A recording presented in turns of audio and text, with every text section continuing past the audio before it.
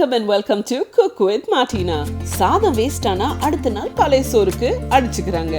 அதே சோறு நைட் மீதியானா அதை வச்சு கட்லெட் பண்ணலான்னு நான் சொல்றேன். நம்புவீங்களா? அதுதான் இன்னைக்கு நம்ம பார்க்க போறோம்.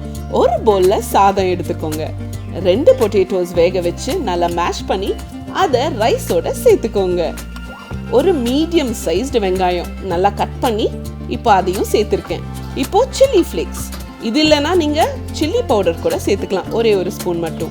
2 பச்சை மிளகாய் நல்லா டைனியாக கட் பண்ணி அதை ஆட் பண்ணியிருக்கேன். ஜிஞ்சர் கார்லிக் பேஸ்ட், இதை 1.5 ஸ்பூன் நான் சேர்த்துருக்கேன். ஒரு 4 ஸ்பூன் மைதா அதை சேர்த்துருக்கேங்க.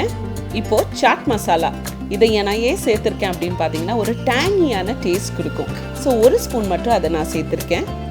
கொரியாண்டரை சின்ன சின்னதாக கட் பண்ணி அதை சேர்த்து இப்போ சால்ட் ஆட் பண்ணியிருக்கேன். இதெல்லாம் நல்லா மிக்ஸ் பண்ணியாச்சு, தனியாக வச்சாச்சு.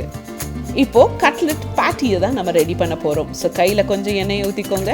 சின்ன சின்ன பால்ஸாக எடுத்து அதை நல்லா ஃப்ளாட்டன் பண்ணி அந்த பேட்டியை ரெடி பண்ண போகிறோம்.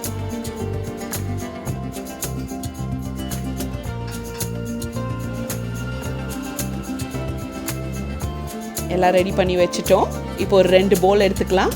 ஒன்றில் ஒரு முட்டையை நல்லா பீட் பண்ணி எடுத்து வச்சுக்கோங்க. இன்னொரு பவுலில் பிரெட் க்ரம்ஸ். இப்போது அந்த ஒரு பேட்டியை எடுத்து அந்த முட்டையில் டிப் பண்ணிவிட்டு இப்போ பிரெட் க்ரம்ஸில் நல்லா கோட் பண்ணி எடுத்து வைக்க போகிறோம்.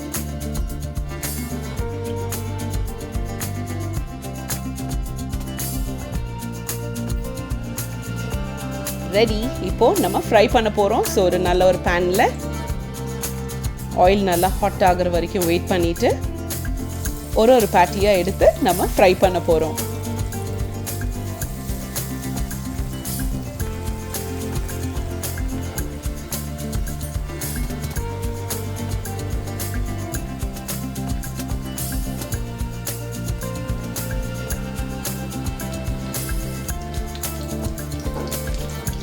நல்லா டர்ன் பண்ணி விட்டுக்கோங்க. நல்லா கோல்டன் ப்ரௌனாக இருக்கும்.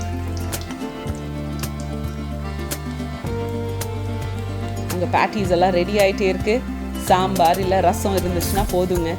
அழகாக அந்த பேட்டிஸை சைடில் வச்சு சாப்பிட்டீங்கன்னா ரொம்ப நல்லா என்ஜாய் பண்ணுவீங்க இந்த டிஷ்ஷை. இதே கட்லெட் கூட கொஞ்சம் கெச்சப் சைடில் இருந்துச்சுன்னா பர்ஃபெக்டான ஈவினிங் ஸ்நாக். உங்கள் ரைஸ் கட்லெட் ரெடி.